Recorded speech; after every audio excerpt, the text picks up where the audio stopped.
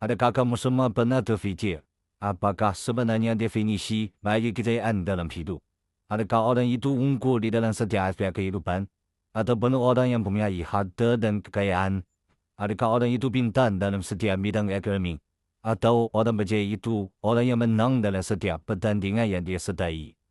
Jadi di dalam video ini akan menerangkan kepada secara ringkas bagaimana ciri-ciri orang mukmin yang berjaya berdasarkan surah Al-Mu'minun ayat 1 hingga 11.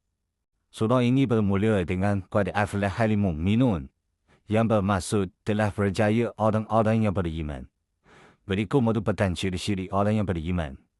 Ciri yang pertama ialah mereka yang khusyuk di dalam solat. Yang kedua ialah orang yang meninggalkan perbuatan dan perkataan yang sia-sia. Yang ketiga ialah orang yang bersihkan harta dengan membayar zakat.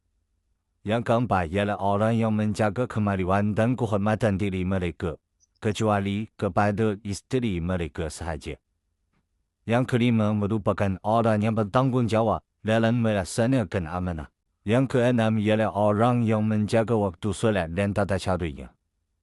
Dan semua ciri-ciri tadi merupakan ciri-ciri yang Allah sebutkan bagi menjadikan seorang mukmin itu orang yang berjaya di dunia maupun di akhirat. Sekian, terima kasih.